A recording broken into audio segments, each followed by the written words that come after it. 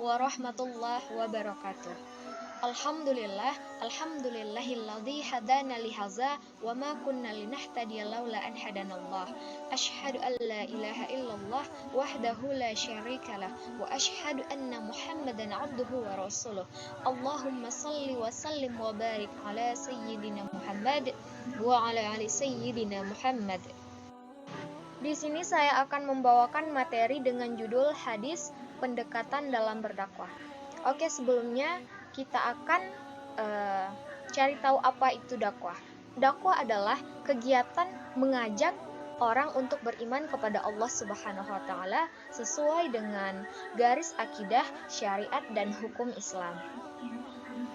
Metodologi yang dipakai untuk mengungkapkan berbagai seluk-beluk pandangan dakwah terlihat bahwa yang dilakukan adalah menghimpun dalil-dalil nakli yang baik dari Al-Quran maupun hadis yang bertemakan tentang dakwah. Oke, dari sini terlihat bahwa metodologi ilmu dakwah menggunakan dua pendekatan. Yang pertama itu pendekatan deduktif, yang kedua itu pendekatan induktif. Yang pertama itu pendekatan deduktif, artinya meneliti kaidah-kaidah umum yang berlaku kemudian dituntun hingga sampai pada kaidah-kaidah khusus. Misalnya seperti ini, dari dalil-dalil tentang amar ma'ruf nahi mungkar dapat menghasilkan kaidah-kaidah tentang amar ma'ruf dan nahi mungkar, begitulah seperti ini. Yang kedua itu pendekatan induktif, artinya persoalan-persoalan yang lebih spesifik kemudian ditarik generalisasi. Oke, misalnya itu seperti Saidan menyerukan ayat-ayat kaidah tentang sifat dan perilaku sabar.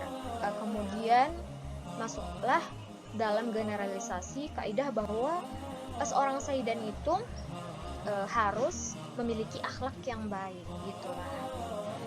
Pendekatan induktif dan deduktif senantiasa bergantian dipakai untuk mengungkapkan berbagai pembahasan di dalam metodologi berdakwah. Selanjutnya tuh pendekatan dakwah dapat dibagi menjadi dua bentuk, yaitu pendekatan sosial dan pendekatan budaya.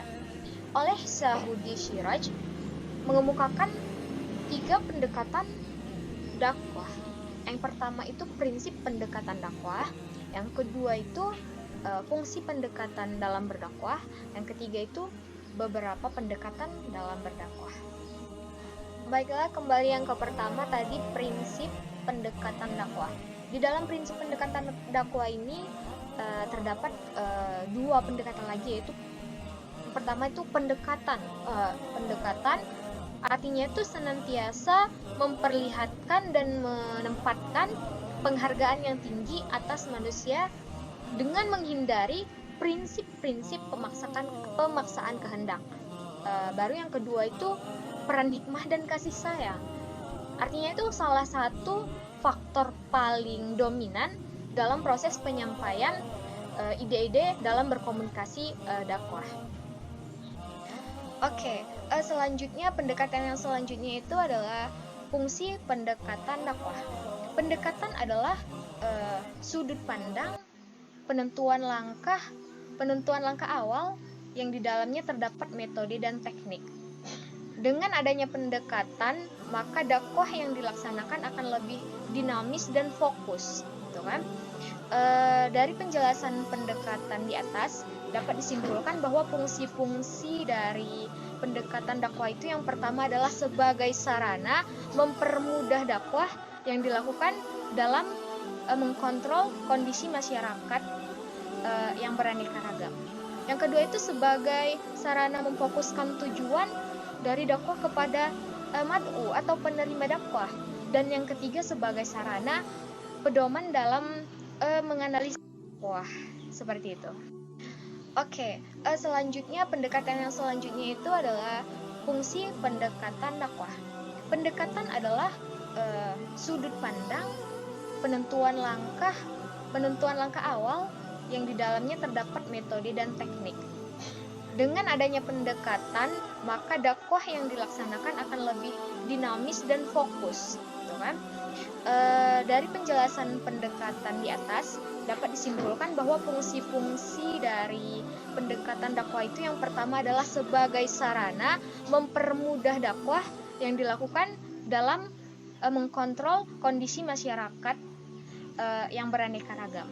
Yang kedua itu sebagai sarana memfokuskan tujuan dari dakwah kepada mad'u atau penerima dakwah. Dan yang ketiga sebagai sarana pedoman dalam menganalisis dakwah, seperti itu. Oke, next selanjutnya pendekatan yang ketiga itu adalah beberapa pendekatan dalam dakwah. Yang pertama itu ada pendekatan struktural. Ya, maksudnya itu kegiatan dakwah yang menjadikan kekuasaan, kekuatan sebagai alat untuk memperjuangkan Islam, begitu. Ada yang namanya yang kedua itu pendekatan kultural, yaitu pengembangan dakwah melalui jalur-jalur kultural non formal, ya. Selanjutnya itu adalah pendekatan sosial. Ya, pendekatan sosial itu didasari oleh pandangan manusia yang saling ketergantungan dengan orang lain, saling berinteraksi satu sama lain, begitu. Yang selanjutnya itu pendekatan politik dan ekonomi. Maksudnya itu adalah pendekatan melalui kekuasaan untuk meningkatkan kesejahteraan masyarakat. Yang selanjutnya itu pendekatan psikologis. Maksudnya di sini itu pendekatan yang menitik beratkan pada perasaan individu, gitu. Nah, itulah pendekatan-pendekatan dalam berdakwah. Ya, ada 3 pendekatan. Yang pertama tadi prinsip pendekatan dakwah, yang kedua fungsi pendekatan dakwah, dan yang ketiga beberapa pendekatan dalam berdakwah. Seperti itulah. Oke, begitulah kiranya materi yang dapat saya sampaikan mengenai hadis pendekatan dalam berdakwah. Mudah-mudahan bermanfaat bagi kita semua. Kurang dan lebihnya saya mohon maaf, karena kesempurnaan itu hanyalah milik Allah Subhanahu wa Ta'ala. Saya Yuliana Nasution dari Fakultas Dakwah dan Komunikasi Jurusan Manajemen Dakwah UIN Sultan Syarif Kasim Riau mengucapkan ribuan terima kasih. Oke, baiklah. Wallahu muwaffiq ila thoriq. Assalamualaikum warahmatullahi wabarakatuh.